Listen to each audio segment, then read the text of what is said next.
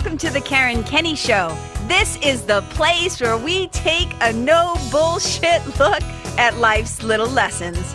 Here, together, we find the spiritual glory in even the most wicked hard story. This is a journey from fear back to love and how we can find our greatest strength and happiness in some of the most unlikely places.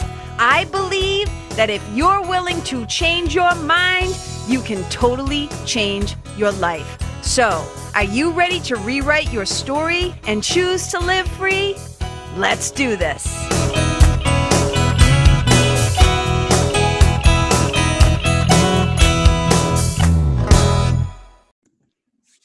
Hey, you guys.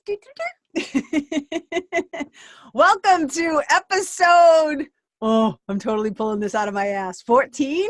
I think it's episode 14 of the Karen Kenney Show.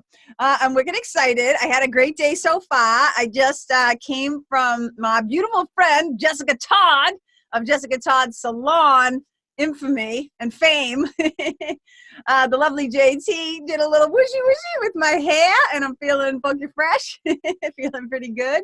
And I always love when I get my hair done on a podcast day because a lot of you, or most of you, just listen to this show, but a handful of you actually watch this sucker on the YouTube. So it's always nice when somebody else does my hair because I need a little help with the girly stuff, you guys. I'm not going to lie. I don't know how I did it. Like back in high school, like I was a wicked tomboy, like most of my life, if not almost. I'm still a tomboy. I don't know who I'm kidding. So I'm still a tomboy. But when I had periods of time when I was younger, when I would like curl my hair and like do things, and I kind of thought I knew what I was doing until now I look back at the makeup, the application process, what I used to do, and I think, holy Jesus. Didn't I have a mirror back then? Oh God, but nowadays need a little help. So I love when you guys, if you want to get your hair done in a killer place with some beautiful people, really skilled and talented stylists, hit up my girl, Jessica Todd at Jessica Todd Salon in Portsmouth. Because she does it right. Okay. So here's the thing, you guys. Today I want to talk about something that I really love. Any of you who know me, or who know me and know me really well, know that I have a preference for things kind of being like neat and tidy. I kind of like things being aligned. I kind of like things to be simple and simplified. A lot of times if people are telling me a long, convoluted story, and I'm a storyteller, I love a good story, and I love a lot of good, specific, concrete details. But sometimes if people are just like being all convoluted, I'm like, and we're back. What's the point? Get to the point. Keep it simple. Like, communicate with me in a way that I can actually hear. So I like things to be streamlined. I like things to be efficient. I like things to be as simple as possible, right? What do they say? That KISS, right? They used to say, keep it simple, stupid. I don't think you need to say stupid. You could say, keep it simple, sweetie. That's a little nicer, right? So I like things to be kind of simple. And the reason why I think the ability to simplify in your life is wicked important for me, I'm just going to speak for me. I like things to be simplified so that I can place purposefully my time and energy on the people, the projects, the programs, the places that are most important to me in this lifetime. I am wicked clear that in this lifetime, I only have so much time and I cannot like make more time. Right? The clock is a ticking on this meat puppet. Born, do a bunch of shit, die. And with the time I have left, I want to put my time, my energy, my focus, my spirit into the shit that's most important to me. So one of the most important things about simplifying is getting wicked clear about what's really important to you. Getting wicked clear about where you place your value. What do you want to do? And I don't want to say, who do you want to do? Because that sounds a little dirty, you guys.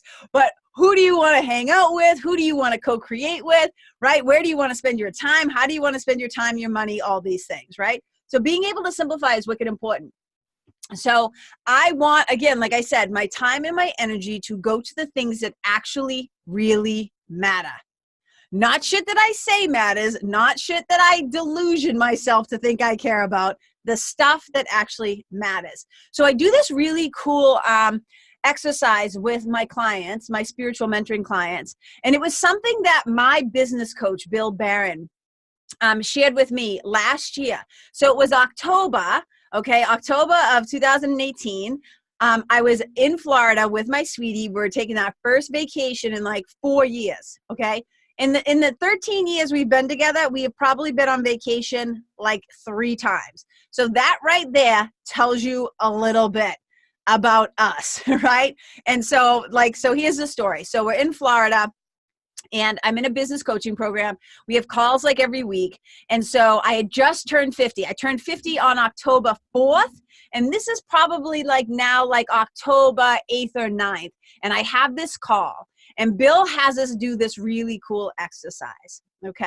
So one of the things that I often say, I'm going to circle back to that. One of the things I often say to my clients is this: if you want to know what you really value in your life, if you want to know where you actually place your value, I tell them, look at your schedule, AKA look at your calendar, and I tell them, and then look at your bank account.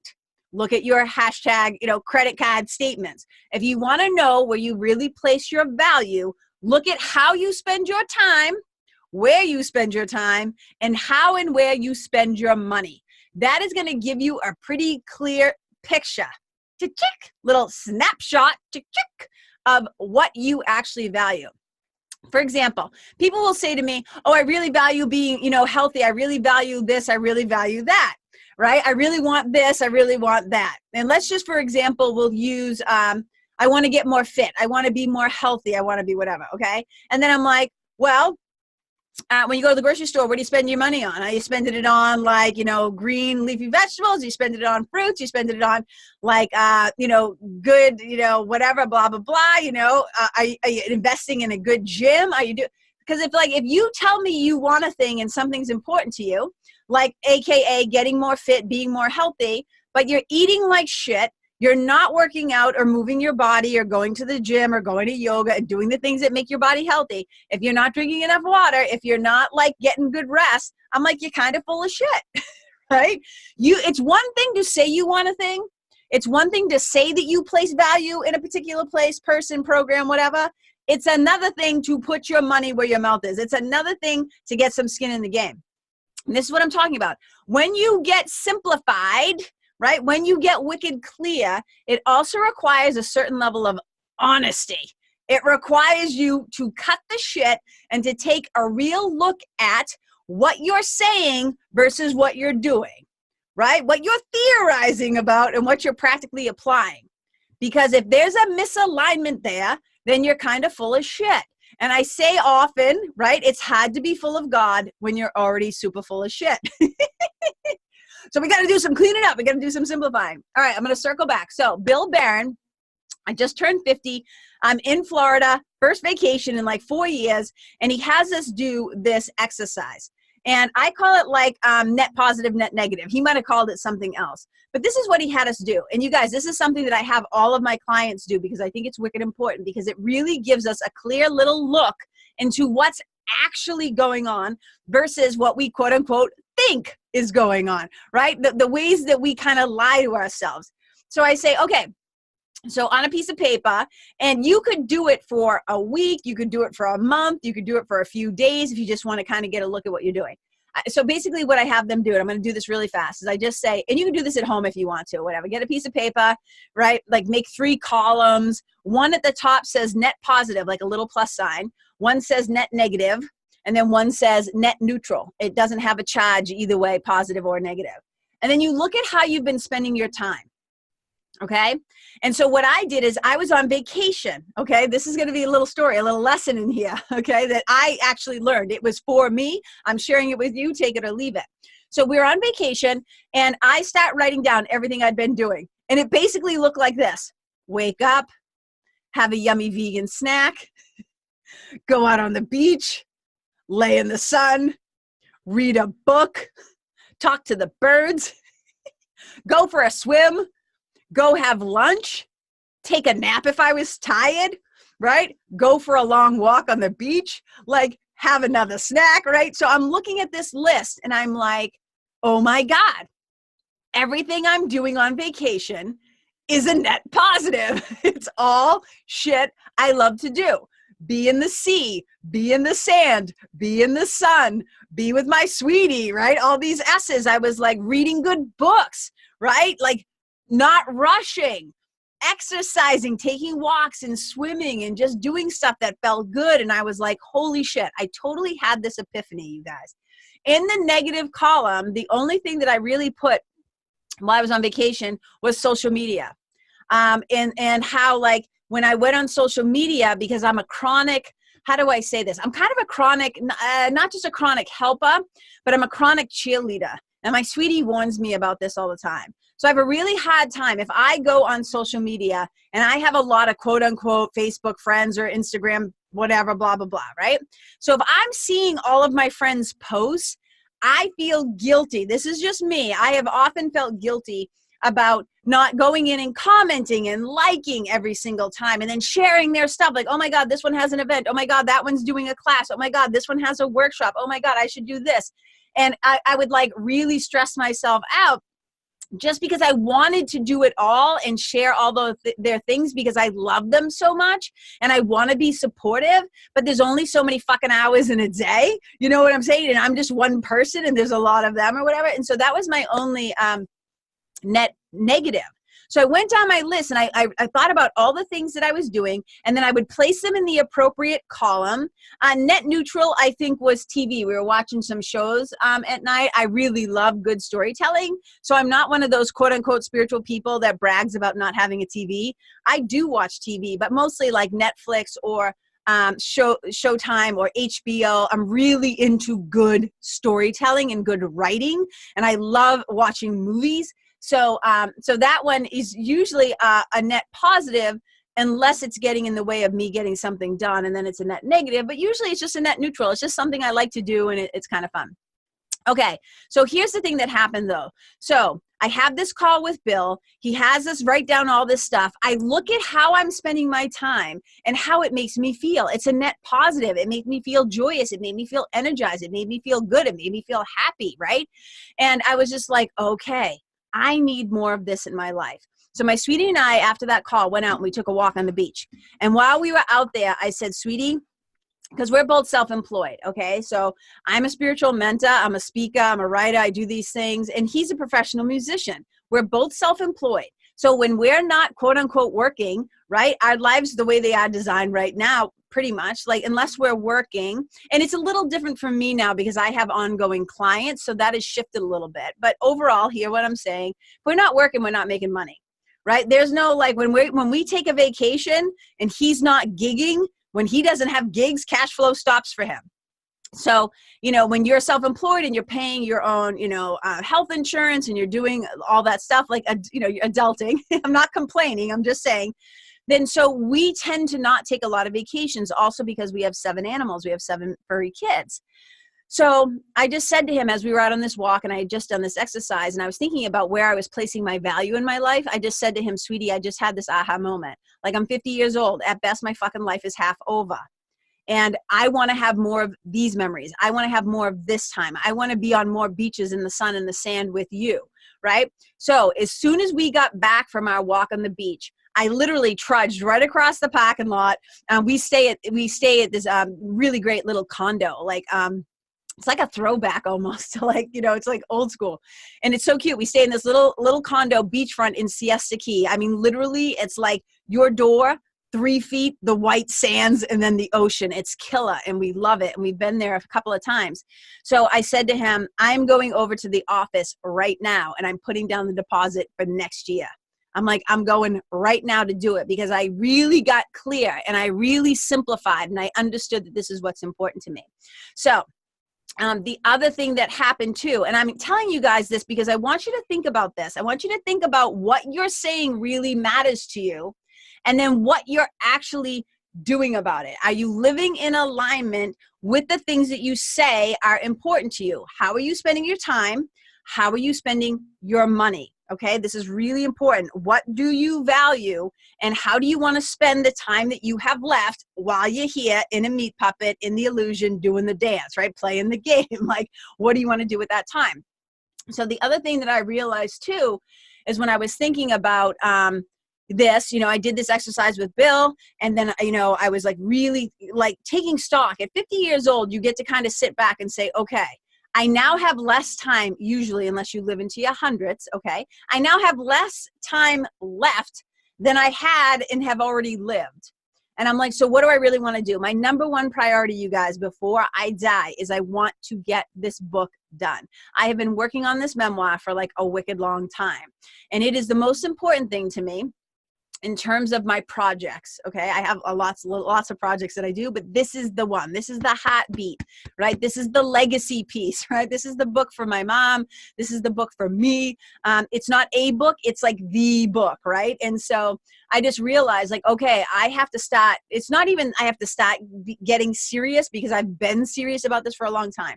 But if I'm going to say that this is the project and this is the thing that I really want to do, I have to start creating my life and getting systems in place so that I can put my attention on this very thing. So a couple of weeks later, we're back from vacation, and I get together with, I don't know, probably like 12, it was like 12 of my friends, I guess, and, a couple of their sweeties or whatever. And we went to 50th birthday dinner. Okay. I just wanted something low key. And while they were all sitting around the table, it was so sweet. I was having a great time. And I just said to them, you guys, listen up, because I have to talk to you right now. And so I got all their attention, and I basically said, it was like, maybe they thought I was doing a toast, but what I actually said to them is this: I need you guys to really hear me. I really love you all. And I, moving forward, cannot participate in the same way that maybe I have been. And I just broke down for them how, those of you who are coaches and stuff, you might know what Voxer is, Voxer. Voxer is like this voice app. It's like having a fucking walkie-talkie, which is dangerous when you have a lot of friends, right? Because you can end up going back and forth and leaving each other really long messages and like all this stuff. And so I basically just said to them, I have to get off of Voxer. I have to save that pretty much for my clients. So I didn't totally leave Voxer, but I was basically telling them, I've got to like slow down with this, right? If you want to talk to me, we need to do it old school. We need to set a time, get on the phone, or set up a Zoom and like really meet like that. Or obviously we can reserve time to do it face to face, but I can't be doing like all of this boxing anymore. Number two, I'm like, I've got to stop focusing on my book. So that means I've got to dial it back with social media. And if you follow me at all, if we're friends on social media, I don't post a bunch of bullshit. I only post something that I feel compelled to share because I think it's helpful or positive. I always say my goal is to educate, elevate, or entertain, right? I want it to have value in people's life. I don't play the fucking social media game. I don't post because anybody tells me I should, that I should be churning out content, that everybody actually gives a shit about my life. I'm not that delusional. And I don't think it's that necessary to be shoving my life up everybody else's ass all the time, or my products or my programs. I do like to share. I do like to connect. But the way that we use social media, I try to use it a little bit differently than the status quo, right? So I also told them, I'm not going to be on social media as much. I need to really focus where I need to focus. So if you have events and stuff, because I know myself, remember I was just telling you guys, I would feel guilty. Like I would feel bad if I wasn't posting their events or sharing or commenting. And I said, I need you guys to know this. I love you very much, but I'm probably not going to see all your stuff the way that I would in the past. So if you have something that's really important to you that you want me to share with my people, you have to let me know. So I was basically laying it out on my 50th birthday that I looked forward. I am mapping out what is valuable to me. My time, my energy, my spiritual focus, what I came here to do. The divine instructions, what I call in A Course in Miracles, or A Course in Miracles calls your individual curriculum. I had been given my individual curriculum, and I'm like, I can't keep screwing around. I've got to put my head down and get serious and get to work. And I remember that Marianne Williamson, my spiritual godmother and my dear friend, my mentor, once said to me way back in my 20s, and I've told this story before, it's very brief, but she once said to me one day, I must have been complaining or talking about something. We were up in her bedroom, I'll never forget. And she just turned and looked at me and very to the point said to me, you know what? Until you start to take your life seriously, your life will not take you seriously. And I was like, And then I got kind of pissed and I was like, I take life seriously, bah, bah, bah, bah, bah, bah, bah, bah, bah. But I wasn't hearing what she was saying. Until you start to take your life seriously, your life will not take you seriously. And so here I was on my 50th birthday, taking my life and the remaining time that I had left very seriously. And I was laying it out for my friends because I had figured out what did I value. And the number one thing that I valued, obviously besides the people I love and stuff like that, was I wanted to get this book done. And so I made it really clear. And there's a quote that I have, you guys, that I keep like taped right on my what do you call that thing? My computer, my desktop computer. At the bottom, I have a few sticky notes. And I have this quote by Hans Hofmann that I love that says, "The ability to simplify means to eliminate the unnecessary so that the necessary may speak." I'm going to say that one more time. The ability to simplify means to eliminate the unnecessary so that the necessary may speak. And for me, what was necessary, what I want to speak through me, is this book. And that means I have to eliminate all the fucking chatter, all the distractions, all the bullshit, all the crap, all the ways that I distract, all the ways that I get like pulled away from what I'm really trying to do. And I just heard a wonderful example of this. I was laughing so hard and it was so poignant. It was so powerful. And I was like, I have to share this little story. So I have a lovely friend, Terry Trespicio, who's a really powerful person. I love Terry. She's a hot shit. Amongst many things, she's like kind of like a media expert. She helps people with their TED Talks. She goes into like companies and she helps them to get on point with their message and their brand and who they really are. She's an incredible writer. She's an incredible speaker. She's also a stand-up comic. She's from New York. She's a hot shit. I love Terry to death. And Terry just emceed this really big event and a bunch of cool speakers were there. And one of the speakers there was Elizabeth Gilbert, like Liz Gilbert. You know, she wrote Eat, Pray, Love. She wrote Big Magic, like a bunch of different books. Okay. And so Elizabeth Gilbert was telling this story about how when she was younger, and I'm paraphrasing because this was something that Terry shared. She sent out an email and like a newsletter talking about this story. And I thought it was so genius. So I'm sharing it. And I just want to be clear that I heard this from Terry. Okay. I like to give credit where credit is due. So Terry was talking about how Liz Gilbert came on stage and she was just mesmerizing, like she mesmerized people. And she was talking about how when she was younger, when she was in her, I want to say her 20s, she kept talking about how like she wanted to write. She wants to write. She wants to create. She wants to do all this stuff. And there was an artist who either lived in her building or lived close by. And this woman solely worked and lived off her art. Okay. And Liz just thought that was the coolest thing. So I guess there was like, I don't know if there was a little block party or an opportunity where Liz could actually finally go speak to this woman that she kind of idolized. And she went up to the woman and she basically was telling her about, you know, woe is me. Like, I think it's so amazing that like you get to like produce and live and like, you know, just do your art. And also I'm like adjusting around. Sorry. So she went up to the woman. She was saying like, oh my God, I think it's so incredible. And just talking about how, you know, things were so tough. And so the woman was basically asking her, you know, these different questions. And so then the woman said to her, she asked her, so how can I paraphrase this? Okay. So the woman says to her, well, like basically, what do you do all day? And Liz was like, well, I work 3 jobs and then I did this and then I did this, watch TV, like blah, blah, blah, blah, blah, blah, blah. And the woman said to her, oh, how lovely that you have so much time to do all that. And Liz was just like, what?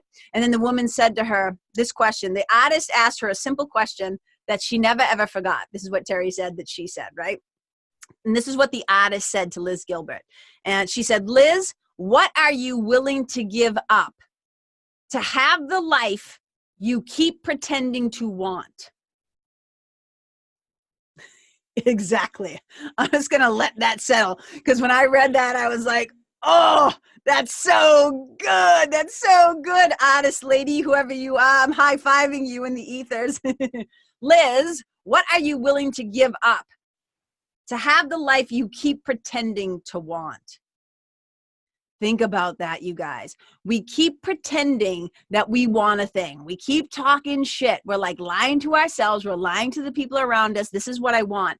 But what are we getting rid of? What is the unnecessary that we can release, you guys, so that the necessary can speak in our lives? Where are you placing your time, your attention, your focus, your value?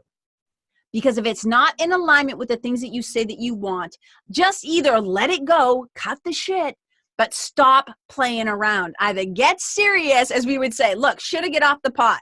Get serious or fuck off. You know what I'm saying? Like with yourself. I'm not telling you to F off. I'm just saying, like, we've got to have a come to Jesus moment where we get really honest with ourselves.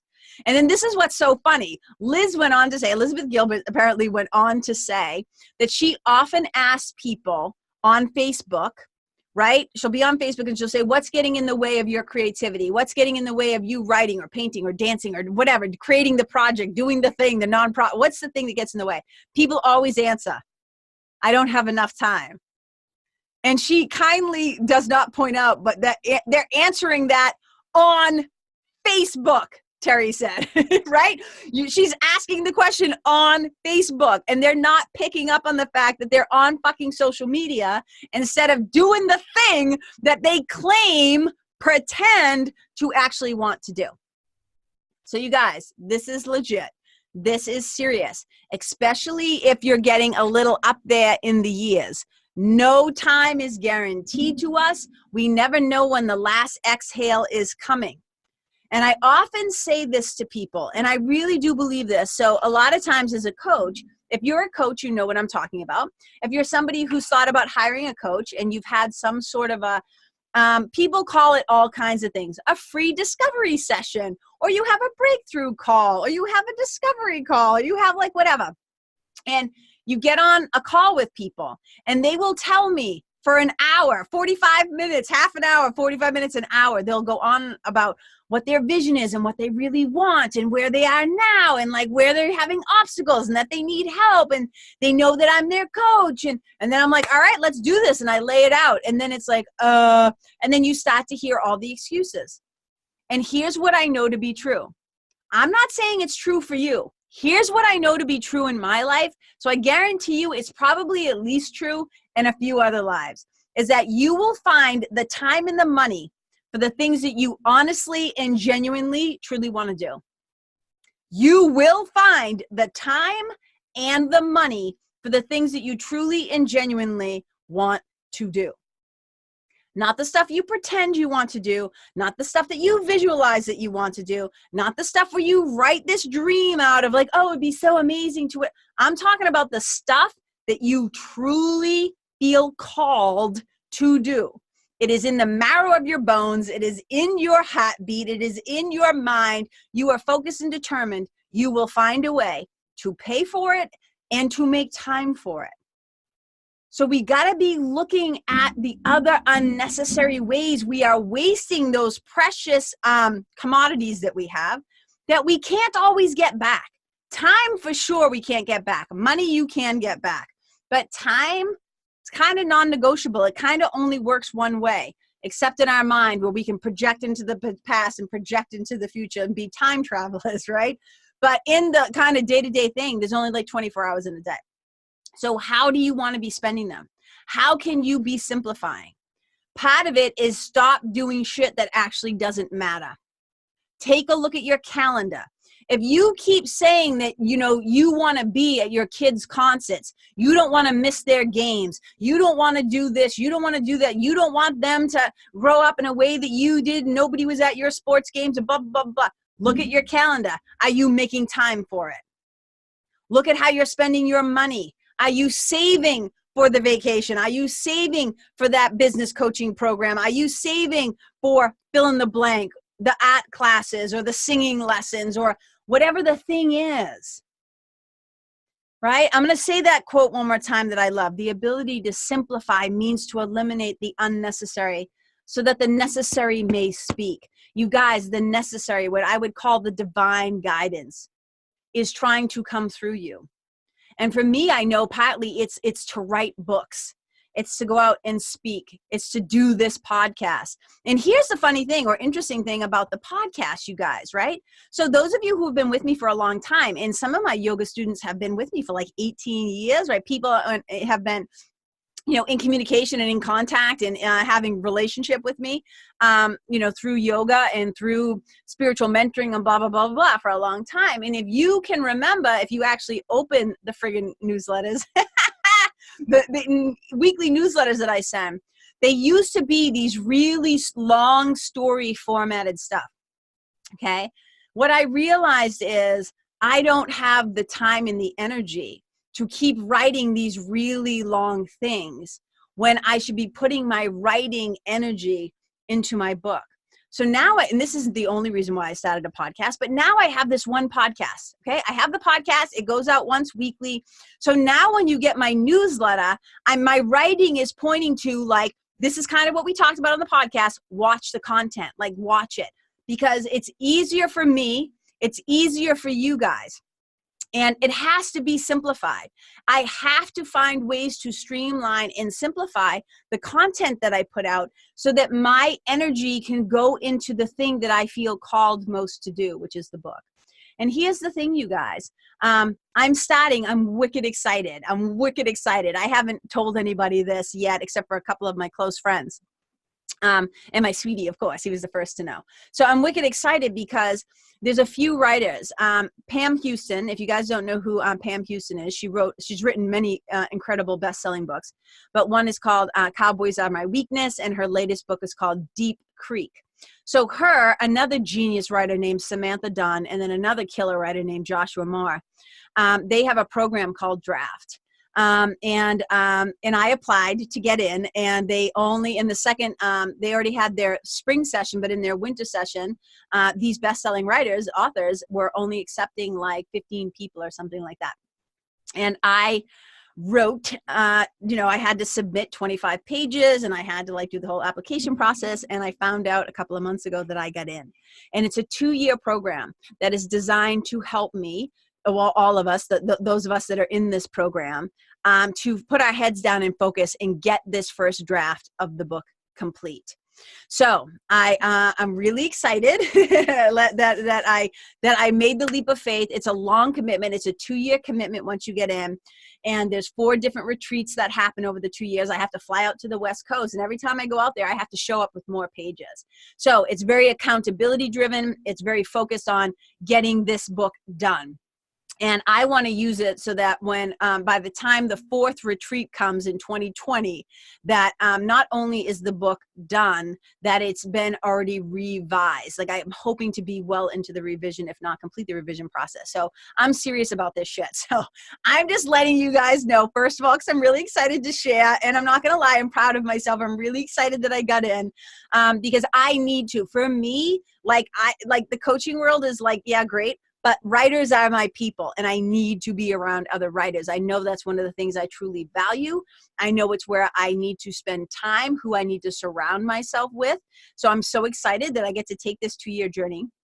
But it's also showing up in, like I was saying, why I'm not writing these long newsletters and stuff anymore, because that writing energy and mojo has to go into the book. And so my program is starting this week on June 3rd. I'm wicked excited, or next week, I should say, June 3rd. So you guys wish me luck. Wish me luck. Blast me in this book, this memoir, with lots of love, if you don't mind, please, because we're going to need it. We're going to need all your love and your blessings and your support. That would be great. But I'm really also just proud of myself that I'm putting my money where my mouth is, that I'm making an investment in myself with my time, with my energy, and obviously with the money to be into this program. And that I'm aligning my life and simplifying in such a way that I'm getting rid of the unnecessary. I'm getting rid of the clutter. I'm getting rid of the distractions.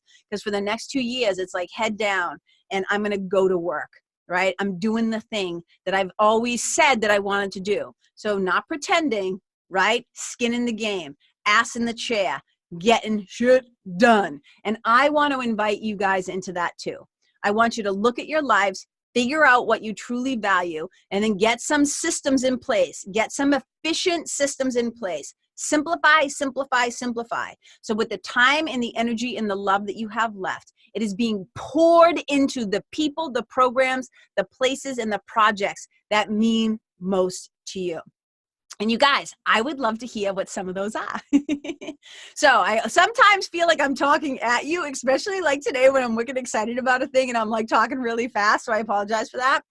But I do want this to be a two-way kind of exchange. So you guys, hit me up with a DM. Send me an email. Go on my website, hit the contact or connect page. Send me a little note. Let me know when after you do the net neutral, the net positive, the net negative exercise, what you discovered about how you've been spending your time for the past week or month. You can go as far back as you want to, and really think about each thing, literally. When I'm eating, when I shower, when I go to the bathroom, when I write, when I go on social media, when I'm in my spiritual practice, my prayer time, hanging out with my kids, walking my dog, at work.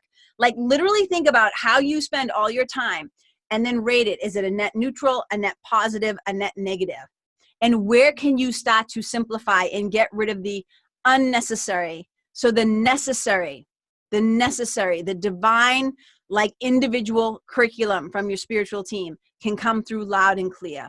Part of being able to hear that, you guys, is doing the damn spiritual practice so your mind gets quiet enough to hear the message. And I would love to hear what you're excited about, where you want to put your time and your energy, what your dreams are, and how you're going to go after them, and how you're going to use this to move in that direction, so that we're not playing anymore. We're not pretending anymore. We're taking our life seriously. So our life will start to take us seriously. And then all miracles that we need to flow will be on their way to us, you guys. And then we start to live in the fearless flow more and more and more, because we're living in the alignment of the light and the love that we are. And we're taking our roles here seriously. So I'm wicked excited. So thank you for listening. Thank you for tuning in. You guys are the best. I really appreciate you. I know you could be spending time anywhere, so I'm psyched that you're spending some time with me. Oh my God, my nose is so itchy right now. Oh, thank you for spending time with me. I see you guys at all the posts, all the things that you guys write about the podcast. Thank you so much. Those of you who've been leaving reviews, thank you so much. It means so much to me. It's one of the ways that I get to spread the love is through this podcast. So this is a project that's near and dear to my heart. I've been wanting to do this for a long time. So thanks for tuning in. Thanks for downloading. Those numbers are going up each week, and it's not about it's really about what all the numbers mean to me is it shows me that people are listening. And if the numbers continue to grow, what it shows me is that they're at least on some level enjoying the content. And that means so much to me, because I really do this project out of love and appreciation and wanting to give back some valuable content for free. So thanks for tuning in. I see you. I celebrate you. I appreciate you. And I love you. Wherever you go, may you be a blessing. Bye. Hey, you guys. Thank you so much for tuning in to this episode of the Karen Kenney Show. I super duper appreciate your time, friendship, and support. And look, if something that I shared from my heart today somehow landed in yours, I'd love to hear about it. So please tag me on Facebook or Instagram or IG stories or wherever the cool kids are hanging out these days, and let me know what your favorite part was or what you found most helpful. You can find me over at Karen Kenney Live. That's Karen, KenneYlive. And if you're digging what I'm saying and you want to hear more, I'd be wicked grateful if you could go to iTunes and subscribe and leave a review, because you guys, that's how you'll help me to keep spreading the love. And if you can think of someone that could benefit from hearing this episode, please share it with them. I'd also love to stay connected with you. So if the feeling is mutual, please go to KarenKenney.com/freebie. and download my free guide to building your spiritual team. Until next time, my brothers and sisters, keep living in the fearless flow. Know that I see you, I appreciate you, and I love you. And wherever you go, may you be a blessing.